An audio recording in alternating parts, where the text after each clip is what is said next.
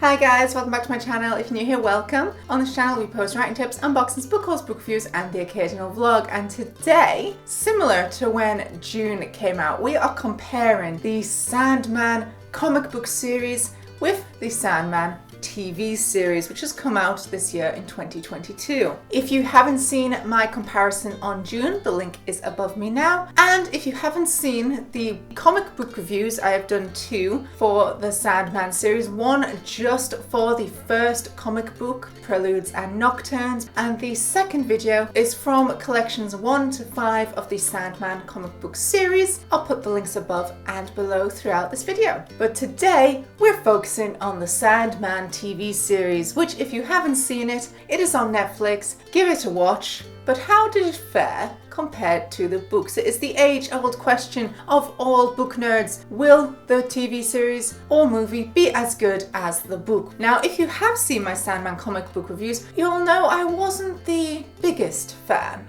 I love Neil Gaiman's creation. I loved the realm of dream and destiny and death, and I love the plots that were forming throughout the 5 comic collections that I have read so far. I did not, however, love the general sexism and inequality in the comics throughout. It's something that even moving between collections 1 to 5, you could see Neil Gaiman changing his stance. Collection 5 was my favourite by far. However, it still had certain problems. But what did Neil Gaiman do with the TV series compared to these comics? Did he realise what he'd done in the first ones and were they corrected? If you see my reviews, you'll know that it was my hope that these would be changed, but did they? Before we get into this review, don't forget, if you like what you see, to subscribe to this channel. Your continuous support means a lot, so thank you guys so much.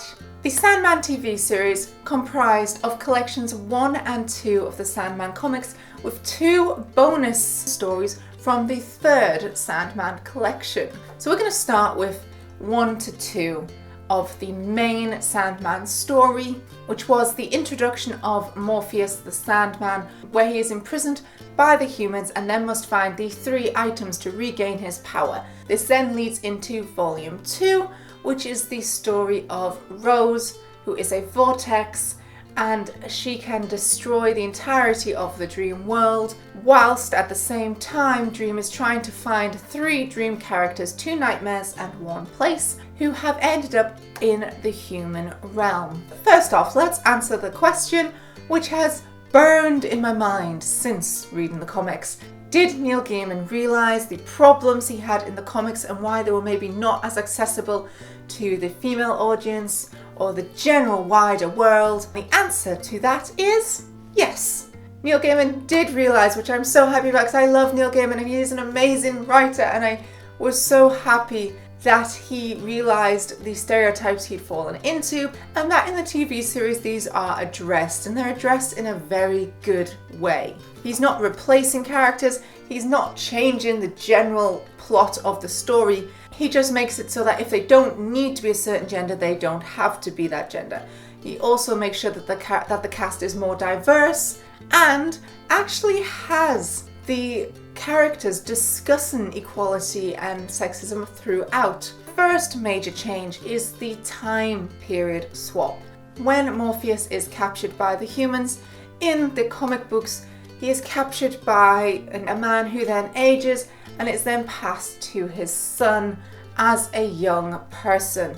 In the TV series, Neil Gaiman skips forward around 10 to 20 years, making it in the 2000s rather than the 90s. This helps immediately eradicate some of the inequality which is in the comic books, because we have skipped the generations of unrest when people were fighting this. Yes, it is still not equal, we are fully aware of this. However, it is a lot better than it was, and by skipping this time, immediately we've gone to more modern day life, which means things are more equal and open. He has also made the son who inherits gay, which in the comic books he just doesn't, as far as I can remember, he just doesn't get with anyone, and that was really nice to see. And it's also he actually ends up marrying a poorer gentleman as well, so again bridging some of those gaps. Now on to Morpheus' dream as he is trying to find the 3 items. It is still the same overall.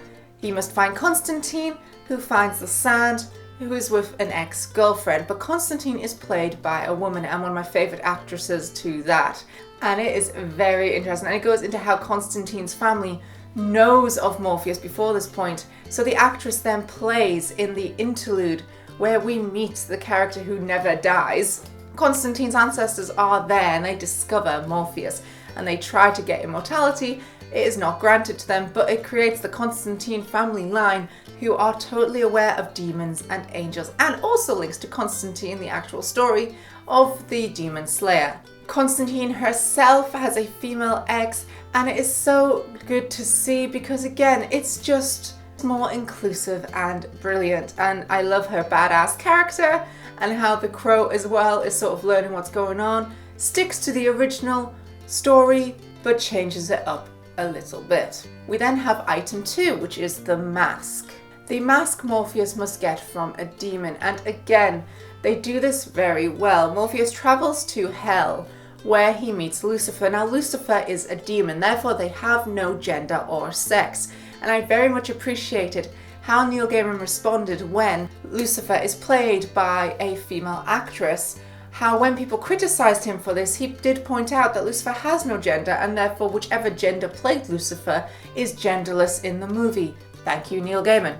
Also, again, she's one of my favourite actresses. She is badass. Love her. And what changes for this, which raises the stakes a little, is during the battle, the demon chooses Lucifer to fight for them, which is different from the comics. This adds a whole new level because it is already discussed that Lucifer is one of the most powerful Eternals out there. So the fact that Dream has to take on one of the most powerful and more powerful a entity than he is raises the stakes. Also, because it is done in a TV series, instead of it just being words like it appeared to me in the comics, the characters are actually hurt, and if they do not say a response, then they will die in the world that was created by the other opponent. They are bit, they are scratched, they are put into freezing cold temperatures, which again makes it far more interesting. We then go into Artifact 3, which is the necklace. Now, another good thing that is done in TV series is the necklace is talked about throughout. So you actually meet the characters a little earlier on, so you start to develop a relationship with them, and you meet the character who edited the necklace whilst he's in the asylum, and you meet his mother, who is actually the lady who ends up with the elderly gentleman who captured Dream.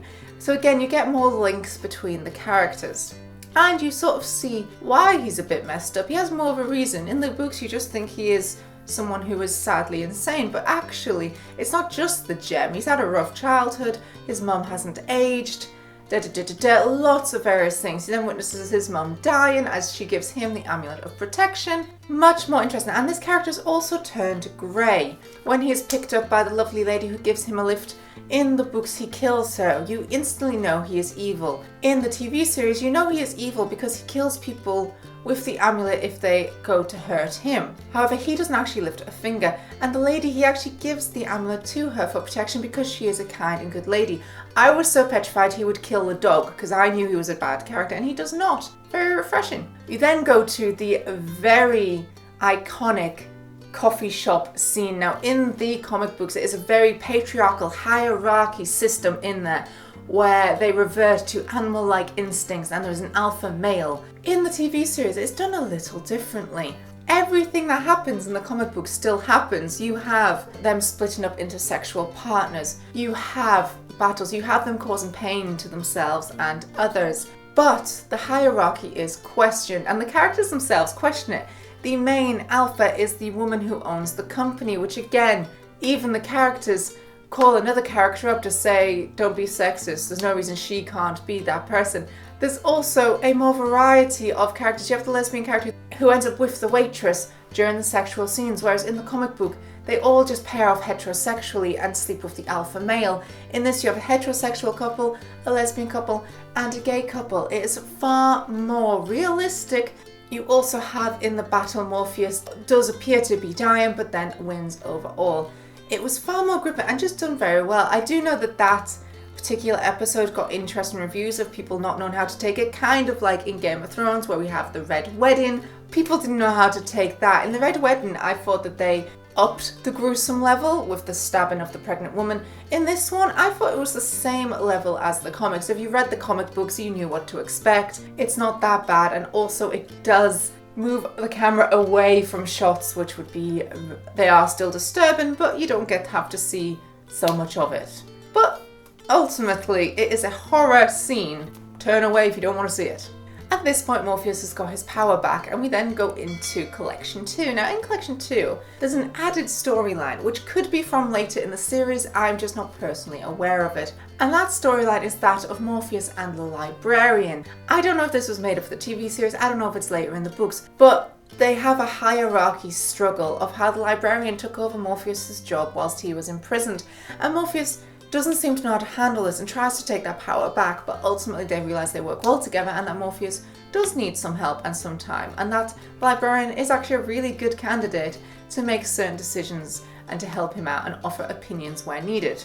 But the main story is that of Rose Walker. Now, a few of the stories changed in this collection. For example, Jed's dream. So in the comic book series, Jed's dream is made up of a dead man and his pregnant wife who live in Jed's dream. Dream then goes in and sends the man to his death and the woman to real life, and she vows to hate him because he says because the child was made in a dream, it belongs to him. This is completely changed. Jed's dream in the TV series is actually one of the nightmares who's resided in Jed's dream, not because they were hiding from Morpheus, but because Jed has such a rough life and she doesn't want to be a nightmare. She wants to help Jed and she wants to create a land he can escape to, which is a very heartfelt thing. And this also helps to show Morpheus's character development because he banishes her, but then later regrets his decision and brings her back as a dream instead of a nightmare.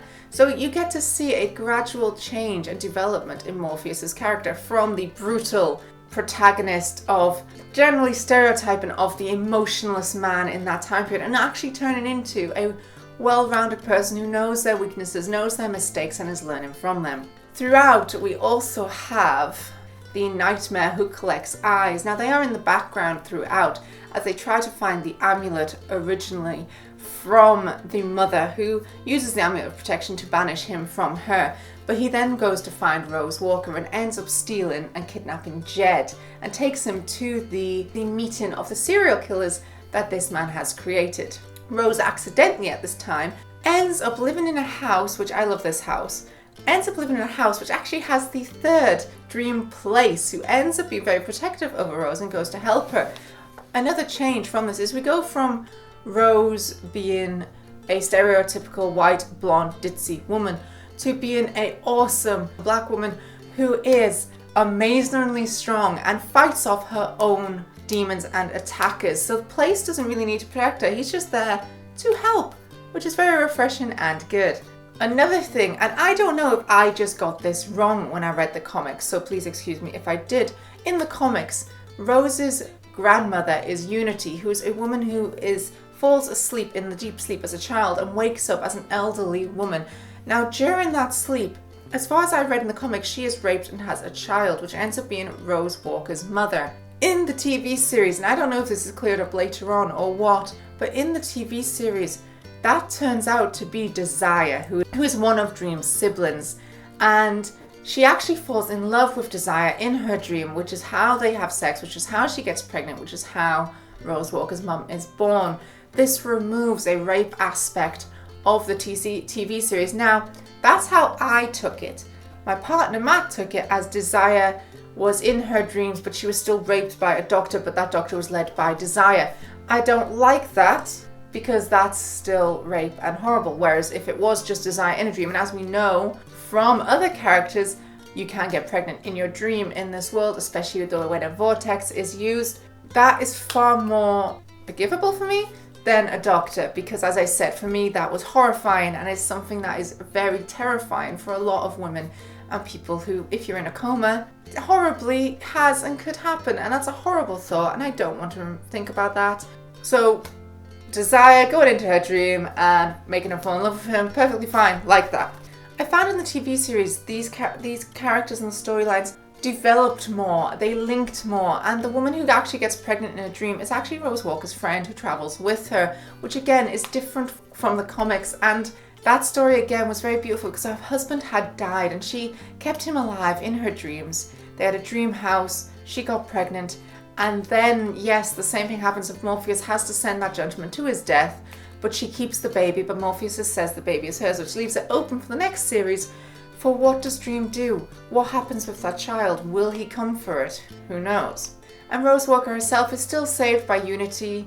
It still has the Neil Gaiman style in those days of the quick ending, of click your fingers and it's done, but because of the character development, it's far more rewarding than in the comics for me personally, because in the comics I never got attached to these characters. In the TV series I actually felt things for them because they had more of a character arc and more character development. Now I know this could be partly because of the comic book style, because you don't have the words, because it's hard to get so much across, but it could also just be the characters were developed more and the situations themselves were changed. We didn't waste words, for example, Constantine's girlfriend describing her nipples. She was fully dressed, in her bed, asleep. Perfectly normal. So overall, the TV series, for the Sandman story itself, 10 out of 10. I thought it definitely improved on the comics. It kept the comics, so it kept the basis of the comics, it kept the stories, it kept the characters, but it brought itself into the year of 2022. It brought itself up to date, much more equal, and generally well thought out, well planned, very well done. I enjoyed and would recommend watching it. Now let's go on to the special. So it was a special episode that held 2 short comics from the 3rd collection, and that was the story of the cats and Calliope, which again, I still can't pronounce that name. I've seen the name, I still pronounce it wrong. We're never going to get it right. Let's begin with the cats. Now, as you know, if you've seen my comic book review, I adored the story of the cats. It is very interesting. It's a story of cats and dreaming and wanting to return to cats being in power because of how humans have killed their kittens horribly. And even me, myself and Matt, when we watched it, discussed, why are there people who drown kittens? If you don't want them, give them away. There are plenty of people who would like kittens. If you want to put them down, then put them down humanely. But also, if you get a cat that gets pregnant, that is on you. If you have a cat that goes outside, you should get them spayed or neutered. It's your responsibility to stop this happening if you do not want kittens. If your cat then has kittens, they develop bonds instantly. Think how a human feels if you take their child. It is the same with a cat. So, animal rights here, don't drown kittens, please. Send them off to adoption or get your cat spayed.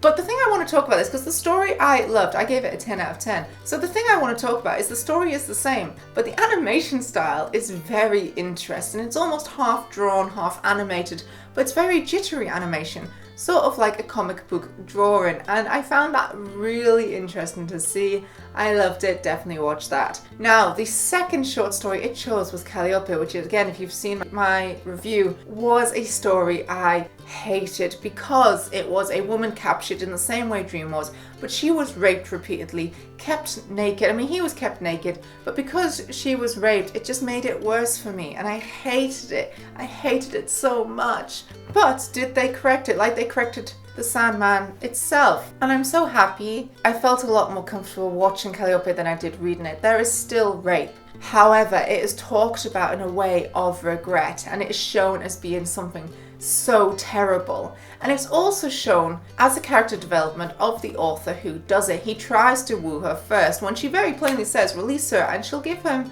inspiration. He doesn't, but he's pushed towards the rape. So at least it's not like in the show where he says rape's bad but then instantly rapes her upon arrival at his property. At least he does it a bit later on after being pushed and pushed. Still does not justify it. However, at least that happens. And it's also then discussed because Dream is horrified by what has happened to her and he really wants to punish this man. But it's also quite nice how he says that what happens to her is worse, and she says don't compare our horrors. They are equally as sorry for each other for what happened, and that is very nice. And it's also refreshing that she doesn't forgive what he does, but she forgives the human. So what he does can never be forgiven, but the human himself she doesn't want to torture, because you shouldn't torture someone because of what happened to you. So again, it discusses really interesting human traits and human tragedies, but in a much more modern way. And it's also quite interesting. We don't know if this is because he is inspired by her or if it is actually the author's opinions himself.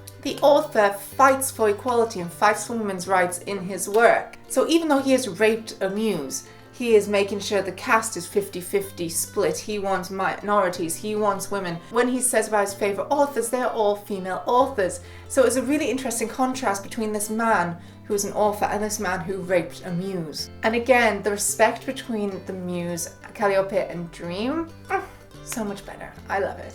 For the bonus episode from the 2 shorts from the 3rd volume of the comics, 10 out of 10. I was very happy. It's still, I think because I've read the comic books very recently, I wasn't gripped by the Sandman TV series, but I think if it's been a while since you've read the comics or you haven't read them at all, you will enjoy them, and I would definitely recommend people watch them.